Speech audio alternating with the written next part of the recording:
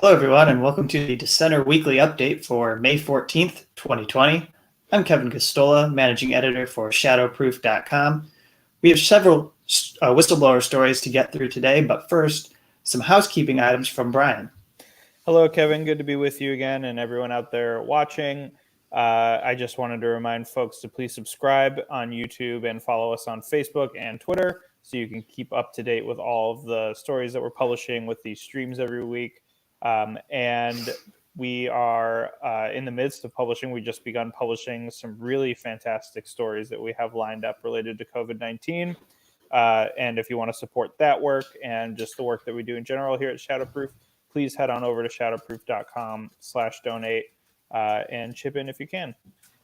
With that being said, let's dive right in here. Kevin, we have HHS Whistleblower testifies on COVID-19 crisis during congressional hearing. What do you have for us here? So on May 14th, recorded this, and it's making a lot of news. And I think it's a significant thing to also give attention here. We have this kind of a standard where we like to cover underreported whistleblower stories, and then the ones that are more highly focused upon or become partisan whistleblower stories, we tend to stay away from. However, I think that the life and death issues that are entailed with the whistleblowing that we're talking about here, I wanted to speak about Rick Bright, who is the Deputy Assistant, or was the Deputy Assistant Secretary for Preparedness and Response at Health and Human Services, and the Director of the Biomedical Advanced Research and Development Authority, or BARDA. And so being part of this, he was involved back in January in trying to get the Trump administration to take seriously the threat of the coronavirus. And we've heard a lot about what he advocated internally and how they ignored him. Some of it involved ramping up the production of personal protective equipment, and they weren't responsive to his dire predictions. He wanted to have more analysis of the virus that was spreading in China, and they did not believe that it was as significant. And so he filed a whistleblower complaint, and in the last couple of weeks, we've been seeing lots of news organizations go through this lengthy complaint. It was over 80 pages, and as of today, because he was testifying before the House Energy and Commerce Committee, Donald Trump was on Twitter because, of course, and he was attacking Rick Bright, saying he's a disgruntled employee and doesn't deserve to have his job. Unfortunately for Donald Trump, the Office of Special Counsel disagrees and determined that he was likely retaliated against and should, at least temporarily, as a process unfolds administratively, as they litigate whether he faced whistleblower retaliation, he should be restored to his position. Now, I do not think that he has been allowed back into working in this high-profile position that he had, or this high-ranking position that he had. But some of the words that he said on Capitol Hill are important, so I'd like to go over them. He said, "While it is terrifying to acknowledge the extent of the challenge that we currently confront, the undeniable fact is there will be a resurgence of the COVID-19 virus this fall, greatly compounding the challenge of seasonal influenza and putting an unprecedented strain on our healthcare system. Without clear planning and implementation of the steps that I and other experts have outlined, 2020 will be the darkest winter in modern history." Then he said later, "We need to be truthful with the American people. They want the truth. They can handle the truth. Truth, no matter how unpleasant, decreases the fear generated by uncertainty. The truth must be based on scientific evidence and not filtered for political reasons. We must know and appreciate what we are up against. We have the world's greatest scientists. They must be permitted to lead. Let them speak truthfully without fear of retribution. We must listen so that the government can then take the most powerful steps to save lives," which, in his own way, he's basically saying that the science is being suppressed within the Trump administration. It's not leading policy. Policy is being driven by something else. We know it's probably the drive to get back to making profits, having an open economy again. And in fact, I think that those are one and the same, that in order to keep the capitalist economy going, you probably have to address the science behind the coronavirus pandemic and not pretend that it doesn't exist, that it isn't a threat.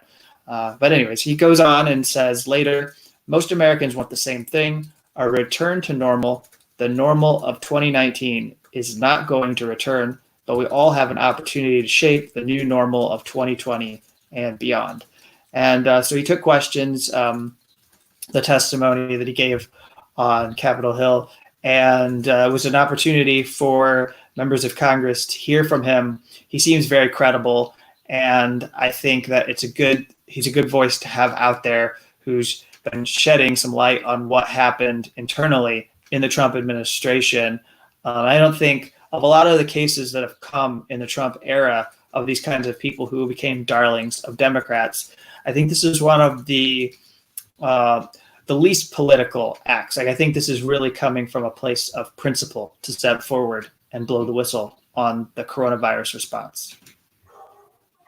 Thank you, Kevin. I apologize if there's any dogs barking in the background, but I appreciate you sharing that story with us. And I wanted you to take us to our next story here involving a TSA whistleblower who says the agency hoarded N95 masks instead of giving them to medical professionals.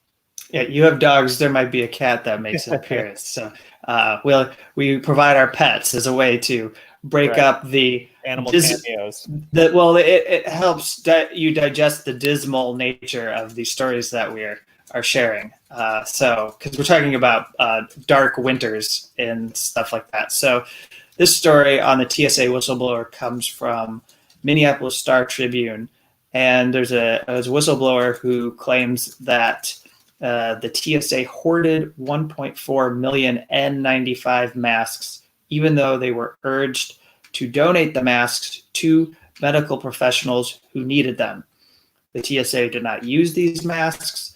That's what Charles Kielkoff, who is the TSA general counsel for Minnesota and 3 other states, that's what he alleged in a whistleblower complaint. Kielkoff said he described this as an incredible hubris of power over common sense. TSA screeners were only told to wear surgical masks, so they didn't need to wear these N95 respirator masks. Most of them didn't choose to do so because they're less comfortable than wearing basic surgical masks. So a stockpile has been in storage all throughout this crisis. And he wrote in his complaint, quote, "I would like to expose this issue and have TSA give the N95 masks to FEMA for distribution so they can help fight the pandemic." Well, unfortunately for Kielkoff, the Office of Special Counsel's attorney, an attorney with the OSC, responded that they did not believe they would be able to prove that TSA was acting outside their discretion. Be that as it may, this doesn't look good for the TSA because there were people within who suggested that just out of sheer decency, sheer human decency, we have all these masks. People in our agency aren't wearing them. We have a shortage. So let's give these to people who are at these hospitals who need them during this crisis. And TSA higher-ups, TSA administrators in different offices, I presume, rebuffed any requests to go ahead and redistribute these N95 masks.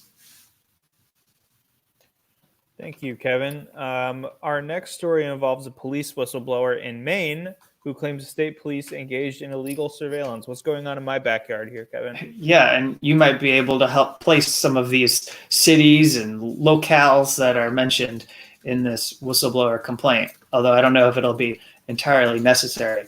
But George Loader it's a little unclear if he still has his job or not, but a Maine state trooper sued the Maine Intelligence and Analysis Center and its supervisors. I think this might be a fusion center. He claimed he was demoted after he told his bosses that the center was collecting and maintaining data illegally. That's according to a local news affiliate in Maine. The information apparently related to gun purchases as well as protests. And there was also data that was collected on a Maine international camp for Israeli and Arab teens. Loader complained in 2017. He says in September 2018, the Intelligence Center collected information on protesters who opposed a central Maine power company project that would stretch from the Quebec border to Lewiston. And then the report also adds that Seeds of Peace, a summer camp in Otisfield that was created in 1993, when the late foreign news correspondent John Wallach brought a group of Israeli and Arab teens together, that it was targeted. The camp has expanded. It focuses on teenagers living in the U.S. now, and data collection was conducted on the camp's employees, but he says that ended in May of 2018. Now, this Maine Intelligence Analysis Center was created by executive order in late 2006. It shares data with federal, state, county, local, and tribal authorities. So any of this illegally collected data during these surveillance operations would then be feasibly shared with other agencies that had no reason to have access to this data. So the ACLU of Maine has condemned this and suggested that there should be a wider investigation into the activities of the Maine Intelligence Analysis Center. And I think it's fair to say that they were opposed to its creation back in the 2000s. It's part of the post 9/11 surveillance industrial complex that has existed in our country. And this Maine state trooper is someone who has a record in history of opposing the abuse of law enforcement authorities. Apparently, when he was on a joint terrorism task force, he objected to the loose sharing of information with others that did not have access and should not have had access to data. So he's someone who has taken a stance like this before within these bureaucracies. And so then he went to his superior and said, if you weren't going to listen to me about the illegal collection of data, I'm going to have to file a grievance. And he did. And he was demoted. I understand he was demoted from his position too. Thank you, Kevin. Appreciate you bringing Maine into this. That's great to see. And our police and our prisons don't get nearly enough coverage or oversight. So double grateful to see that. Our last story here, we're turning to Reality Winner. We have NSA whistleblower Reality Winner moves to expedite appeal for compassionate release. What's the latest update with Reality Winner? Last week, you who watched the show may remember we talked about Reality Winner filing an appeal.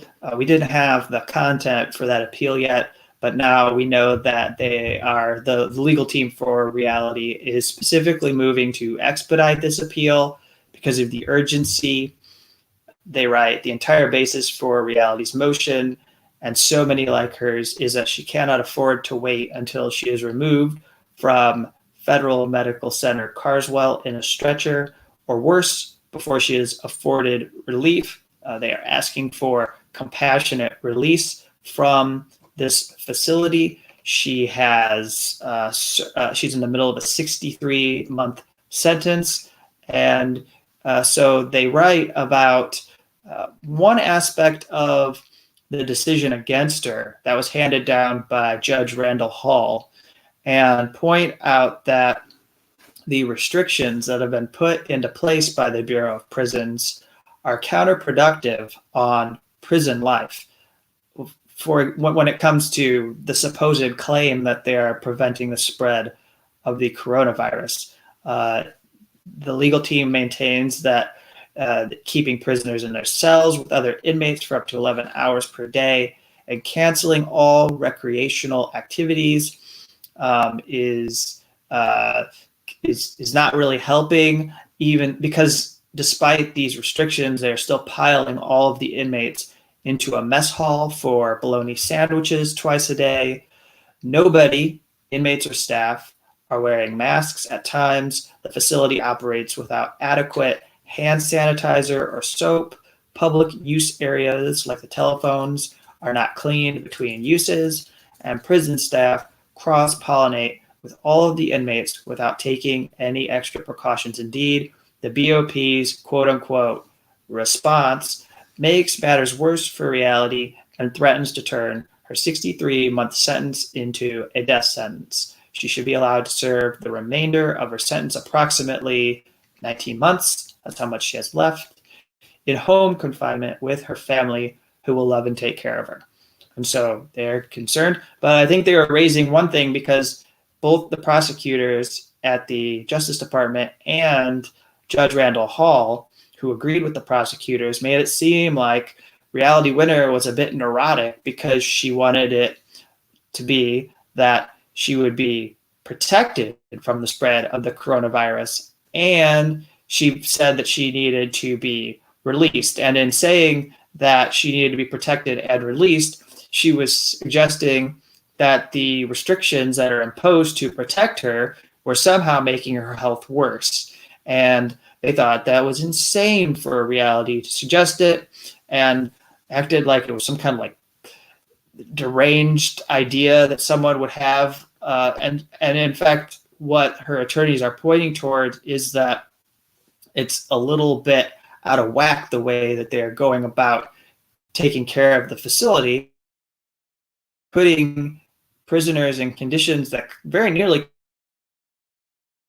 of, well, they're not quite solitary confinement because they probably are still rooming with others, but the restrictions are those that you might see in a solitary confinement wing, where you're only allowed out for 2 or 3 hours in a day.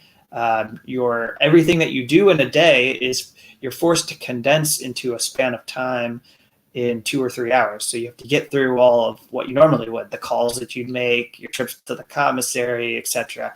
And so, but in the meantime, while those restrictions are put in place, they're not doing the very basic things that you would expect them to do in order to protect the well-being of these people. So it really doesn't matter. Another thing they've pointed out is they believe because it's a federal medical center, a prison hospital, so to speak, that it's uniquely equipped to take care of these people. But even in a prison hospital, which let's, for the record, point out, doesn't have a good record usually of providing healthcare. Most of these so-called medical prisons are abysmal when it comes to providing healthcare. And yet the very basic things that they could do, providing sanitizer and soap, mask wearing, etc., those extra precautions that don't really take a whole lot are not being done, according to her legal team. Judge Randall Hall apparently ignored the plain language of the federal statute that was amended by the First Step Act. And so her attorneys point this out in the motion. The judge found Reality had not exhausted administrative remedies. And the issue with that is that her team says, for the most part, a lot of courts have been looking at the failure to exhaust administrative remedies as a non-issue because of the global pandemic. I mean, obviously, you should not have to wait the 30 days to exhaust your administrative remedies as an outbreak is intensifying within the jail or prison where you are incarcerated. You could die by the time those 30 days are up. And then that's when the court gets to hear from you. It simply shouldn't work like that. The other thing is they say that a lot of the judge's decision, Judge Randall Hall's decision, was based on sheer speculation and ignored contrary evidence and even denied Reality the ability to put on additional supporting evidence at a hearing. There was never a hearing where Reality could show evidence of what was going on at the Federal Medical Center. And so without being able to prove that there were extraordinary and compelling circumstances for her release, in addition to the fact that she has a record of respiratory illnesses and other health conditions that leave her vulnerable, Judge Hall simply denied the motion. And that is another aspect and a reason why her team is moving for this appeals court to review Judge Hall's decision and overturn it so that there can be a compassionate release of Reality Winner. Something related that I know Reality Winner supporters are paying close attention to is the fact that Paul Manafort was released from prison, and he is not under the same threat of coronavirus. And without going too far into the politics of his case, well, I'll just say that he is a high-profile prisoner. He's someone who is able to get that kind of a treatment.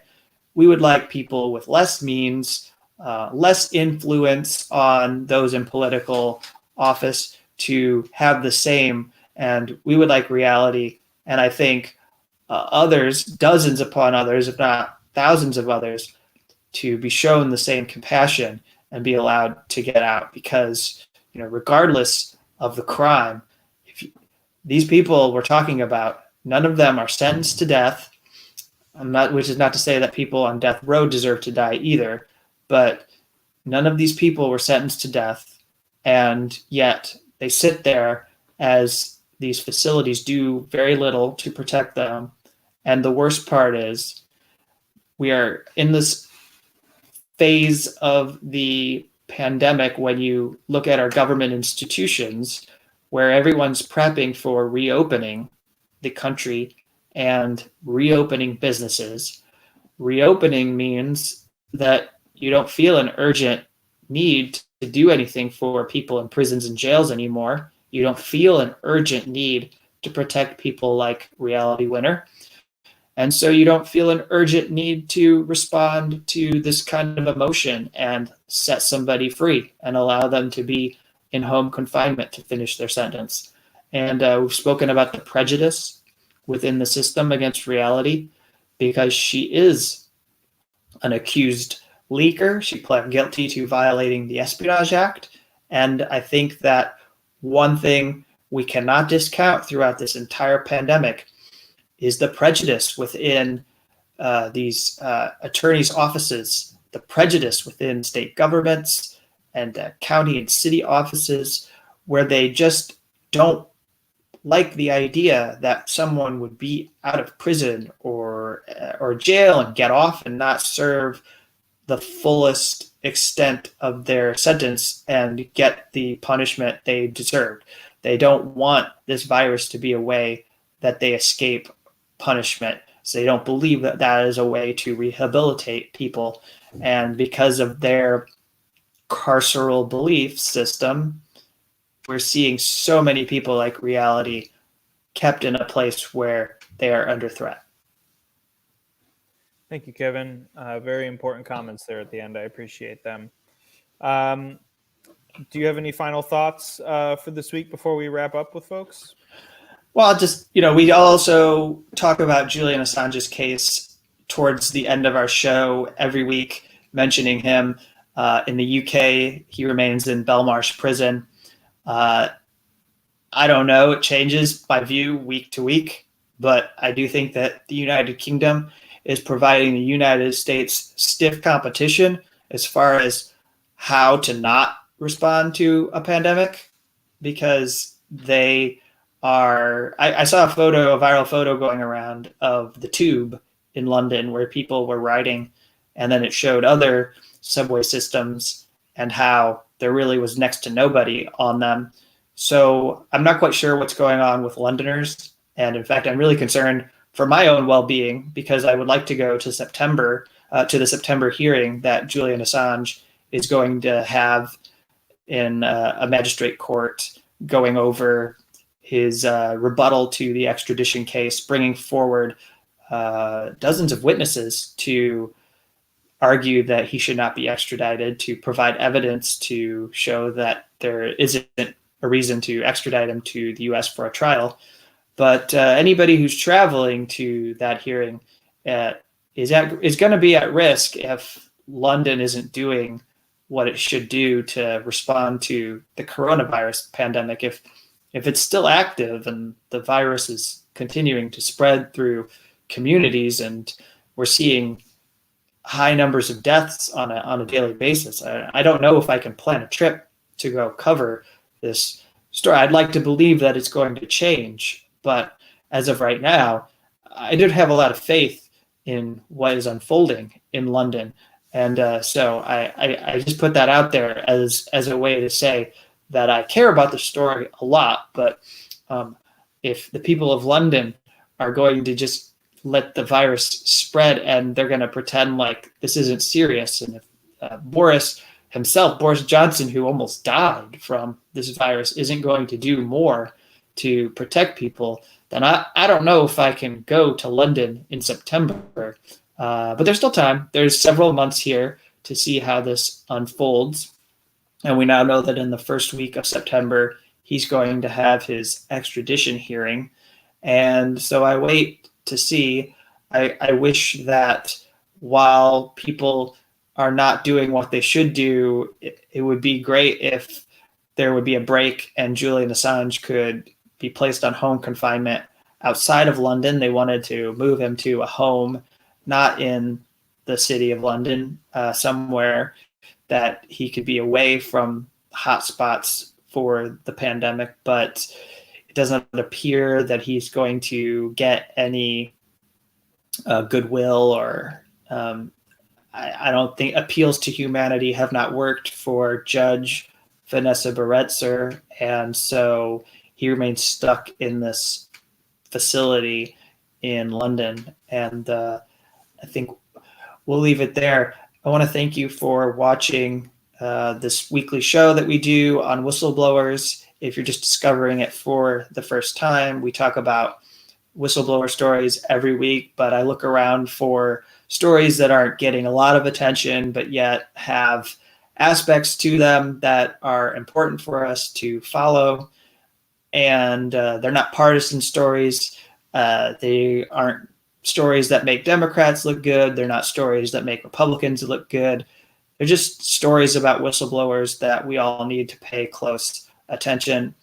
And yet, if you turn on CNN or MSNBC, as much as they may be interested in whistleblowers who are challenging Donald Trump, with the exception of Rick Bright, you're not going to hear about these people. They're not going to cover them. Even if it fits their narrative, like Reality Winner, you're still not going to hear them covering this effort to win compassionate release. And so we talk about these stories on a weekly basis. And if you like what we're doing, I encourage you to give just a few dollars to shadowproof.com and donate. Not only are you going to make it possible to do this show, but we are publishing stories from freelance journalists doing our part to continue to make sure they have opportunities for work in an environment that is really tough. It's maybe tougher than ever before.